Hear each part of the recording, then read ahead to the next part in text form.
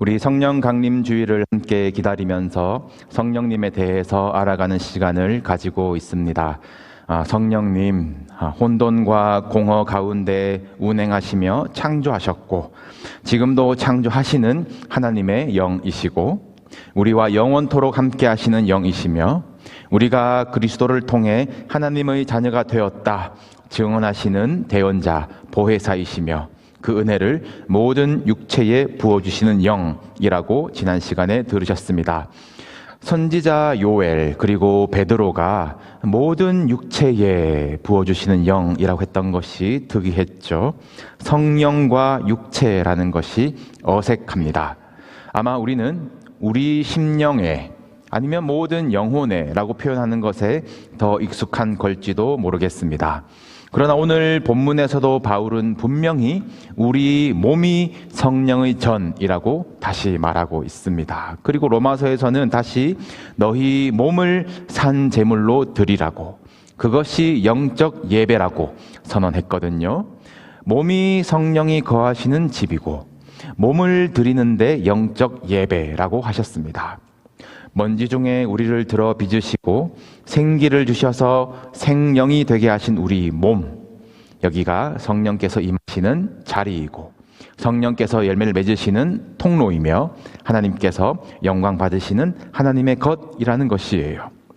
오늘 우리 몸과 성령에 대해서 말씀을 받으시면서 성령님과 우리 몸의 질서가 새롭게 정렬되고 성령께서 주도하시는 우리의 입, 우리의 손, 발, 그 충만한 인생으로 나아가시기를 주님의 이름으로 축복합니다.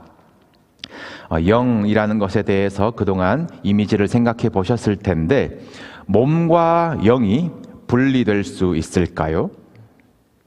영, 혼, 육, 3등분을 하기도 하는데 정답은 없고요. 오늘은 영과 육으로 놓고 이제 쉽게 생각해 봅시다.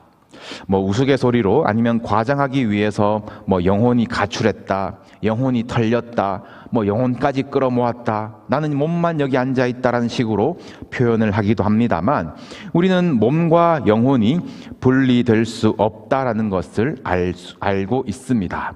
이것이 우리의 일반적인 생각인데 신앙의 영역에서는 어떻습니까? 영적인 것이라고 하면 좋은 것, 육을 위한 것이라고 하면 뭔가 죄스러운 것이라는 느낌이 있죠. 또 그렇게 느끼게 하는 성경의 구절들도 있습니다. 영을 위한 이 경건 생활을 위해서 이 육을 의지적으로 꺾기도 하고 영의 세계가 있는 것이라고 이 육의 세계를 뛰어넘은 척 하기도 합니다. 이 육의 자랑보다 더 위험한 것이 영적인 교만인데 말이에요. 이 영 따로 육 따로 우리도 이 적지 않게 이 물들어 있는 이 관점은 사실 초대교회 시대 때부터 거세게 복음을 어지럽혔던 이 또 어지럽히고 있는 사상입니다. 이원론이라는 말을 한 번쯤 들어보셨을 텐데요. 영과 정신이 선한 것이고 물질과 몸은 악하다라고 이렇게 나눠버리는 것이에요. 굉장히 그럴싸하고 지적이고 합리적인 것 같고 비밀이 풀어지는 것 같고 형이상학, 존재론적, 관념, 영지주의 무슨 어렵게 설명을 하지만 결론만 말씀을 드리면 성경은 그렇게 설명하지 않습니다. 이것은 이단이에요. 오늘 본문의 고린도 교회를 비롯해서 초대교회를 위협해왔던 거짓 교사, 거짓 선지자들의 가르침이었고 정말 희한하게도 주기적으로 똑같은 내용 또 주장하면서 수천 년 동안 이단의 명맥을 이어오고 있는 것이 이원론입니다. 이 새로운 이단들의 가르침 보면 다 싸웠던 거기서 거기인 그런 내용들이에요. 이단이라는 이 종교의 모양도 문제지만 오늘날 더 문제는 이 과학과 철학의 이름으로 하나님의 창조 세계가 악하다고 하고 예수님의 성육신과 죽으심과 부활을 부정하고 영으로 부활했겠지 이 성도들을 미혹하는 이 결국 이원론의 가르침이 여전한 오늘날의 위협이 되죠. 우리 잠깐 우리의 신앙, 자기의 신앙을 한번 점검해 보시겠어요? 우리 주일마다 함께 외우고 읽는 이 사도신경 굉장히 중요한 순서입니다. 우리가 무엇을 믿는지 함께 입으로 고백하는 것, 함께 선언하기 때문에 그것으로 묶인 공동체이고 고백하기 때문에 우리의 믿음이 되는 것입니다. 우리 그 내용 중에 마지막에 보시면 몸이 다시 사는 것과 영원히 사는 것을 믿사옵나이다 고백을 하는데, 우리가 말로는 그렇게 고백을 하지만 우리 실제의 생각은 어떻습니까? 장래를 만나거나 죽음을 생각할 때에는 영혼은 하나님의 품으로 안식하고 몸은 흙으로 간다라고 생각하시지 않습니까? 여러분, 몸이 다시 살아나는 것에 대해서 얼마나 진실로 믿고 계신가요? 우리 생각이 싹 몸과 영혼으로 나누어 버리지 않습니까?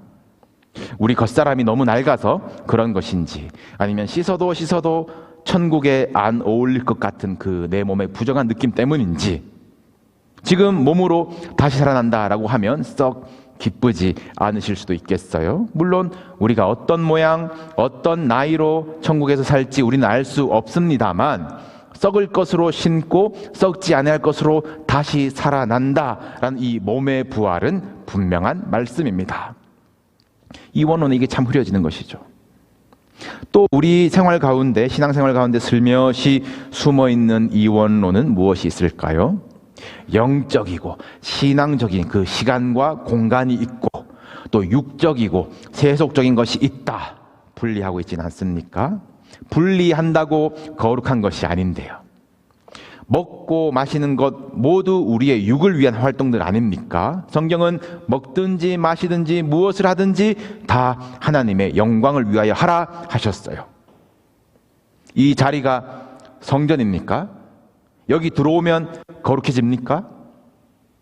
성전이라고 부르는 그 애정도 귀합니다만, 바르게 부르기에는 여기는 예배당이죠. 예배드리는 공간, 주님을 예배하며 은혜로 하나님께 나아간 예배가 열리면 우리가 거룩한 성전이 되는 것입니다. 주일을 거룩하게 지키시는 여러분, 참 이 귀한 시대, 참 귀한 성도들입니다.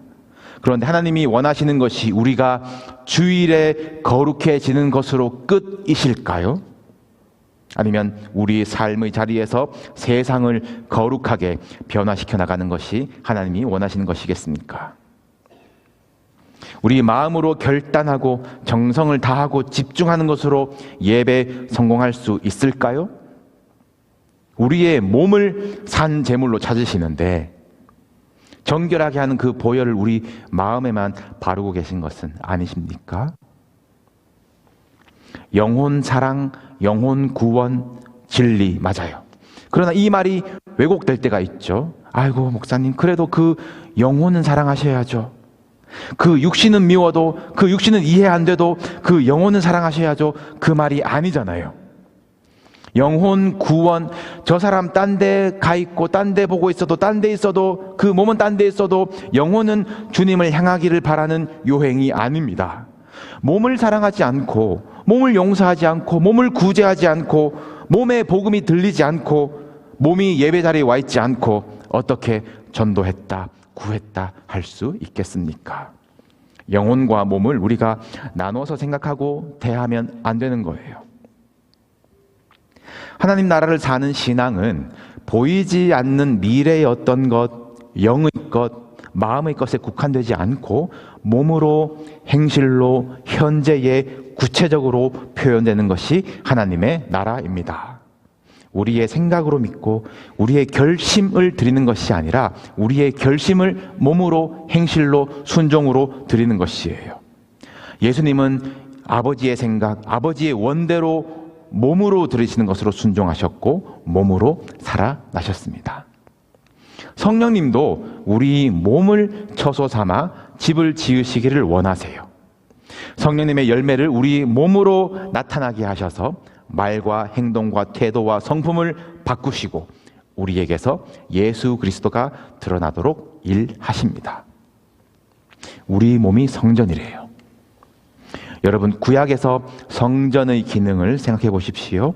하나님의 임재를 경험하고 영광을 드러내며 하나님이 왕이 되시는 보좌가 성전이에요.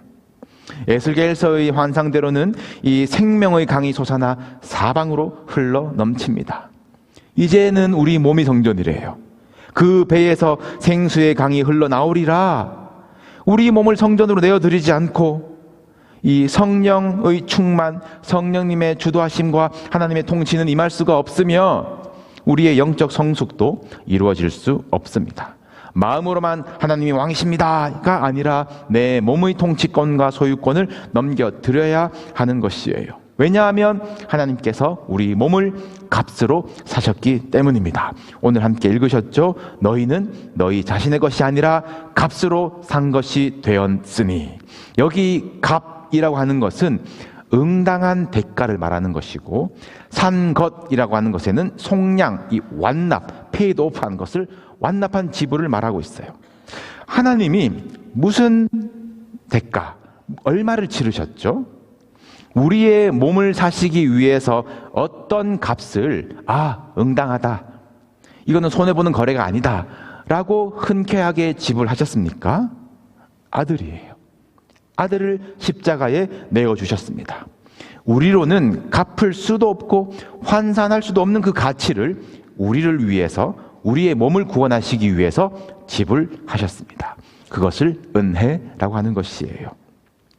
여기에 대해서 우리가 나의 영혼을 구원하여 주셨다, 내 마음을 드립니다, 또 머리로만 은혜 받았습니다, 반쪽 거래 만들면 안 되는 거죠. 너희 몸은 너희가 하나님께로부터 받은 바라고 했고, 그런즉 너희 몸으로 하나님께 영광을 돌리라 라고 하셨습니다. 우리를 사시기 위해서 이 아들을 값으로 내어주신 그 사랑에 대한 마땅한 반응이 몸을 드리는 것이에요. 마더스데이입니다. 이 땅에서 가장 고귀하다고 하는 사랑이 어머니의 사랑이죠. 자신의 생명을 깎아 생명을 낳은 그 사랑은 환산할 수가 없습니다. 혹시 자녀가 나 그 사랑 계산할 수 있어요 라고 매달 아니면 마더스데이에라도 그 값을 돈으로 환산해서 지불하려고 한다면 갚을 수 있을까요? 그거 받고 싶으세요? 아니면 자녀와 마주 앉은 그 사랑의 대화, 친밀한 교제, 나를 존중하고 집중하는 그 시간을 받고 싶으세요? 둘 다죠. 네, 둘 다. 사실은 둘 다죠. 네, 둘 다면 좋겠지만 세월이 너무나 빨리 흐르고 남은 날이 더 적은 것 같은 인생이 느껴질수록 우리의 우선순위는 분명해질 것입니다. 자녀가 마음으로 엄마를 생각하고 사랑한대요. 그런데 몸이 멀고 만질 수도 안을 수도 없다면 엄마들은 그냥 그래 바쁘지 네 마음은 알아 라는 변명으로 그 허한 마음을 달랠 수가 있으십니까? 내 앞에 앉아 있으면 좋겠다, 그 그리움이 얼마나 무거워요. 자녀가 성공하고 타이틀 좋은 것이 부모의 영광이 되는 것은 아니십니까? 여러분, 갓난 자녀를 안고 기도했던 초심이 무엇이었어요? 건강하게만 자라다오. 우리 초심을 잊고 욕심 부릴 때가 있지만 그래도 모든 것보다 자녀의 건강한 몸과 정신과 영혼이 부모의 감사 영광이지 않습니까? 여러분, 그런즉 너희 몸으로 하나님께 영광을 돌리라. 우리 몸을 원하시는 창조주 하나님의 마음이 느껴지시기를 축복합니다. 우리 몸을 값으로 사셨대요. 이 문장을 좀 보시면 이 우리 몸을 값으로 사셨다, 이 값은 단수예요. 한 번이에요. 샀다, 산 것은 복수예요. 한 번의 값으로 복수, 많은 것을 샀습니다. 한 번의 값으로 사신 것들이라고 할 수 있어요. 그리고 또 영광을 받으시려고 사신 너희는 복수인데 너희 몸을은 단수예요. 이해가 되십니까? 한 번의 지불로 여러 명을 사셨는데 여러 값으로 사신 것들은 몸으로 하나로 받으시는 것이에요. 십자가 단 한 번의 제사로 우리 모두의 모든 육체의 죄값을 털어내시고 우리 모두 각 사람을 성령의 전으로 삼으시고 영광 받으시는데 하나의 몸으로 받으시겠다라는 말씀입니다. 그래서 성령의 임재는 공동체의 탄생이 됩니다. 하나님의 공동체, 가정과 교회는 하나님이 주인 되심, 하나님의 왕 되심, 하나님의 임재와 통치가 실현되는 열매예요. 그래서 바울은 성령의 은사가 나타나는 좋은 길을 보이리라, 그것을 사랑이라고 했습니다. 그러므로 우리 영성에 어떤 성령의 은사가 있고 능력이 있어도 우리 인성에 사랑이 없으면 아무것도 아니라고 한 것이에요. 하나님은 사랑이시라 성령이 거하시는 그 성전에 사랑이 메마르면 안 되는 것입니다. 하나님께서 값으로 사시고 구원하셔서 부르신 우리들, 예수님은 우리를 조건 없이 용서하시고 사랑하셨는데 우리는 누군가에게 대가를 바라고 용서하지 못하는 것은 아니십니까? 사랑하는 성도 여러분, 사랑하는 일에 열심을 냅시다. 용서하고 화평하게 하는 일에 용기를 냅시다. 예수 그리스도께서 십자가에서 육체로 몸으로 허무신 담이라고 했고, 몸의 부활로 메꾸신 그 욕심과 사망의 틈이며 흘리신 보혈로 끊으신 죄의 사슬이에요. 어찌 이것을 영적이라고만 할 수가 있겠습니까? 몸이 분명히 순종한 사건이에요. 자기 몸을 생각하게 하는 정욕과 이기심을 우리는 다스릴 수가 없습니다. 오직 소멸하시는 불인 성령께서 우리를 다스려 주셔야 우리 육신의 연약함이 극복됩니다. 성령님께 주도권을 내어 드리십시오. 성전을 지어 가십시오.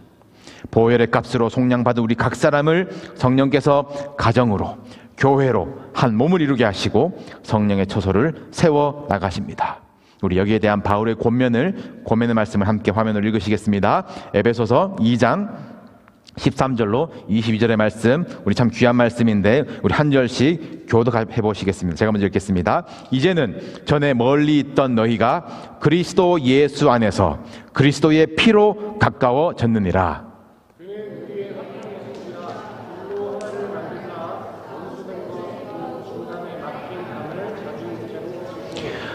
법조문으로 된 계명의 율법을 폐하셨으니 이는 이 둘로 자기 안에서 한 세 사람을 지어 화평하게 하시고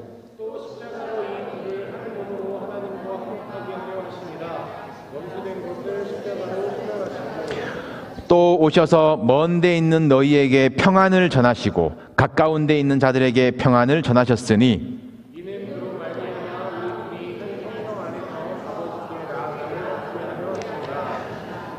그의 안에서 건물마다 서로 연결하여 주 안에서 성전이 되어가고 너희도 성령 안에서 하나님이 거하실 처소가 되기 위하여 그리스도 예수 안에서 함께 지어져 가느니라.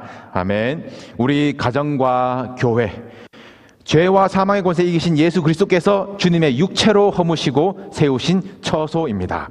우리는 맞지 않는 기질과 긁히기 쉬운 성품이지만 주님을 모퉁이 돌로 우리는 주님을 향해 나아가는 것이에요. 성령께서 우리를 다듬으시고 그의 안에서 우리는 연결됩니다. 그렇게 우리는 성전이 되어가는 것이에요. 함께 지어져 간다라고 했습니다. 성전이 되었다 아니에요. 지어졌다 아닙니다. 되어가고 지어져 갑니다.